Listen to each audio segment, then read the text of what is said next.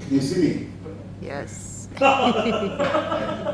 think you can see me, that's fine. That's why I wobble up my wife and that. Because I am, in Africa we have different kind of black people. We have 6 o'clock, 8 p.m. I think I'm 10 to 10:30, and the next level is blue. So my next level is blue. After my time, I become blue.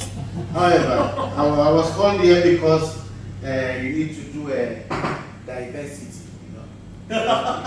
So I'm only got in because I have to be here to be one black person somewhere for the sake of color painting.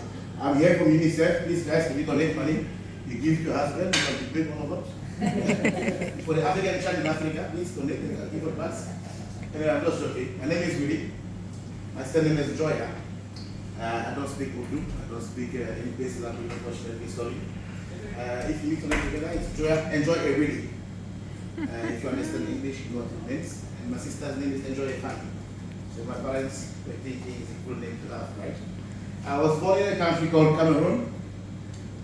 Oh, sorry. Can you hear me? Yes. Oh, you can see me now, you can hear me as well. So, I was born in a country called Cameroon. And Cameroon is known for being the best democracy in Africa. Yeah? Our president was there before you were born, and he's still there. We don't know if he's alive or dead. We just check. Is he alive? Yeah, let him be. Right? My other country is called South Africa. And South Africa is known for being one of the best countries with many Indians in it.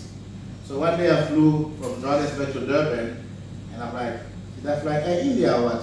It was just full of Indians. So when you check the history, how did the Indian get there? Apparently the English were colonizing Africa and the rest of the world, and they brought Indians as slaves to South Africa.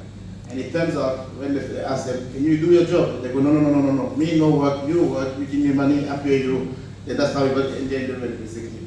So I traveled the world for a few times, and I've been around the whole world. And my first time after South Africa, I went to a country called Scotland. So my biggest surprise in Scotland was I flew to Johannesburg and I was speaking English. I landed here at London Heathrow, I could speak English. I took a taxi to Gatwick, I was still speaking English, you know. I flew Gatwick to Edinburgh and my English was gone. They don't speak English there. Just like Australia, same different accent and worse than that. And I was like, am I in Scotland? Yeah, different flag, right? I had the privilege, like any African child, to immigrate. I did not use the boat, don't worry, don't judge. I used the crocodile this time around. I used crocodile, I got to Europe. And then I was fortunate enough to get to France. So they gave me something called a passport. So I am French nationality, by default. So when I meet a girl, I tell you I'm French, okay? When I meet a boy, I'm Scottish. So I've been French.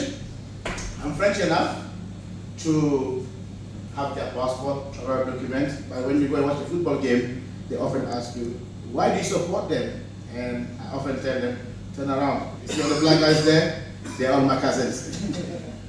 Recently during the World Cup, we had a case where a senator from Paraguay said, Kylian Mbappé, my cousin from Paraguay, was brought up and raised by monkeys and gorillas and eat coconut, right?